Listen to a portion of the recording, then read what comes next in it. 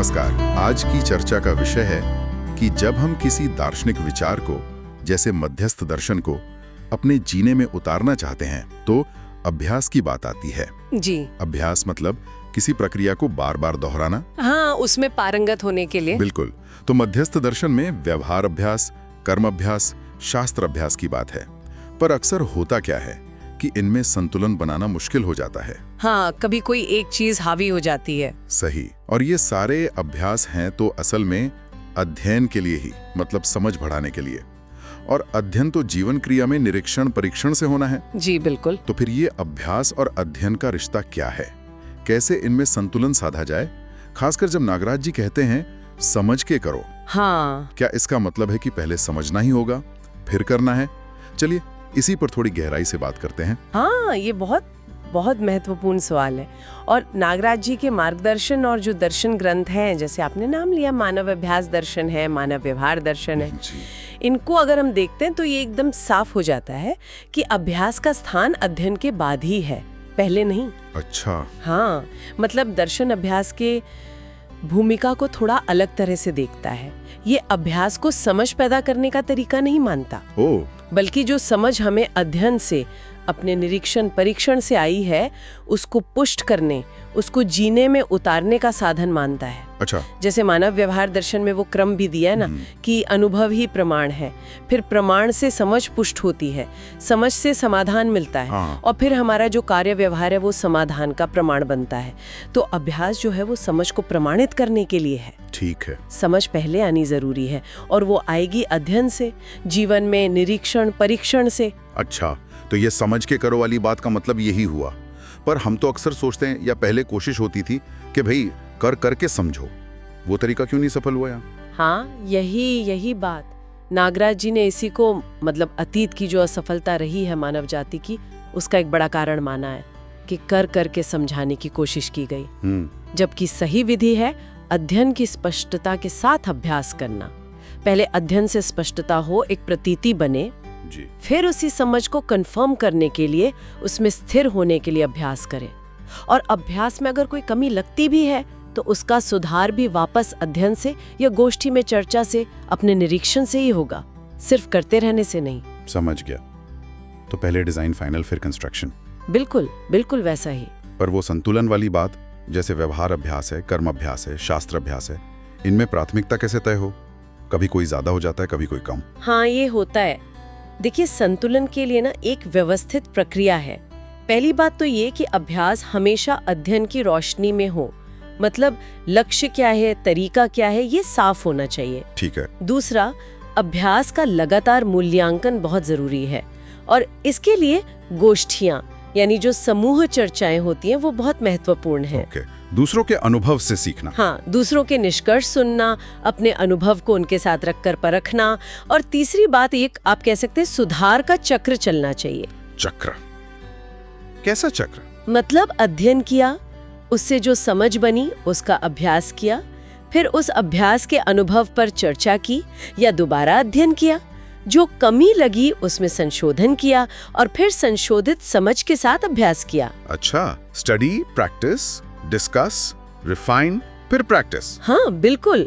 इस प्रक्रिया से धीरे धीरे वो जो प्राथमिकता का असंतुलन लगता है ना, वो खुद ही ठीक होने लगता है। और अभ्यास करते समय क्या कुछ सावधानियां रखनी चाहिए? मतलब कुछ आम गलतियां जिनसे बचना जरूरी हो? हाँ बिल्कुल है। कुछ आम भ्रांतियां हैं जिनसे बचना बहुत जरूरी है। एक तो केवल रटकर या मैकेनिकली किसी क्रिया को दोहराना। हाँ, आदत की तरह। हाँ, उससे आदत बन सकती है, लेकिन वो गहरी समझ नहीं बनती। दूसरा, अध्ययन को ये सोचकर टाल देना कि अरे करते करते सीख जाएंगे, ये वही पुरानी असफल विधि है। जी। तीसरा, कई बार अभ्यास बाहरी दिखावा बन जाता है। अंदर स्पष्टता है या नहीं, उससे ज्यादा बाहर कैसा दिख रहा है वो महत्वपूर्ण हो जाता है। और एक और बहुत महत्वपूर्ण बात, केवल अपने अनुभव को ही अंतिम सत्य मान लेना, जबकि दर्शन कहता है कि अनुभव का सत्यापन सामूहिक समझ में और पूरी व्यवस्था के साथ जुड़कर होना चाहिए, अकेले अकेले नहीं। हाँ नहीं।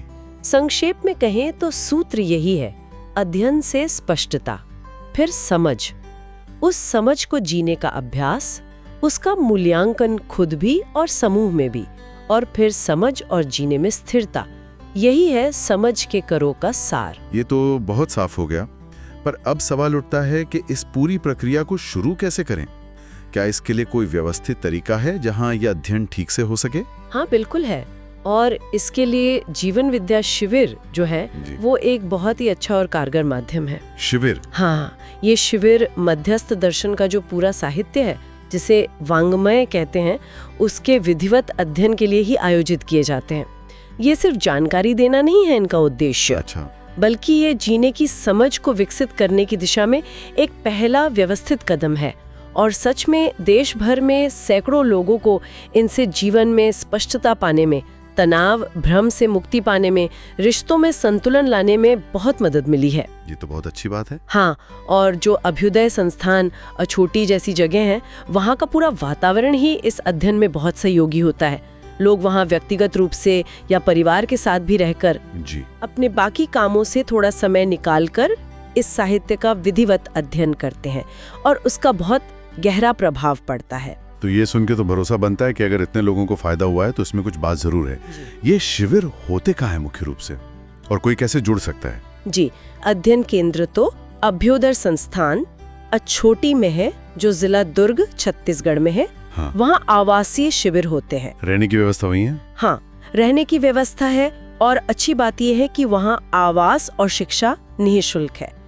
केवल भोजन व्यवस्था में सहयोग के लिए एक बहुत ही न्यूनतम शुल्क, शायद आजकल 150 रुपए प्रतिदिन के आसपास लिया जाता है। अच्छा। हाँ, करीब 50-60 लोगों के ठहरने की व्यवस्था है, और रायपुर सबसे नजदीकी रेलवे स्टेशन और एयरपोर्ट है, तो पहुंचना भी आसान है। और संपर्क कैसे करें, जानकारी कैसे मिलेगी? जानकारी के लिए चंद्रशेखर भैया हैं, उनका नंबर है 9893025307। 9893025307। जी, और मंजीत भैया है 9301359227। 9301359227। हाँ, इनसे बात की जा सकती है, और उनका व्हाट्सएप ग्रुप भी है, उससे जुड़कर भी आने वाले शिविरों की जानकारी समय पर मिल जाती है। ठीक है, तो ये तो बहुत उपयोगी जानकारी है। मतलब बात साफ है कि अध्ययन के लिए समय निकालना, जैसे इन शिविरों में जाना, ये कोई व्यर्थ का काम नहीं है। बिल्कुल नहीं। अगर इतने सारे लोगों को जीवन में सकारात्मक बदलाव महसूस हुआ है तो ये कोशिश करने लायक है। ये सिर्फ किताबी ज्ञान नहीं, बल्कि जीने के तरीके को बदलने की गंभीर शुरुआत हो सकती है। बिल्कुल सही कहा। और अंत में बस एक छोटा सा विचार छोड़कर जा रही हूँ सबके लिए। जी, क्या हम अपने जीवन में कोई ऐसी घटना याद कर सकते हैं जहाँ हमने बिना पूरी तरह समझे कुछ करने की कोशिश की हो और नतीजा उलझन या परेशानी रहा हो? हाँ, होता तो है ऐसा कई बार। और फिर सोचें कि अगर उस समय हमें समझ थोड़ी स्पष्ट होती तो शायद परिणाम कितना अलग हो सकता था। मुझे लगता है ये छोटा सा अभ्यास समझ के करो के महत्व को और गहरा कर देगा। जरूर जरूर, इस पर सोचेंगे। इस बहुत ही महत्वपूर्ण और स्पष्ट चर्चा के लिए आपका धन्यवाद। नमस्ते। नमस्ते।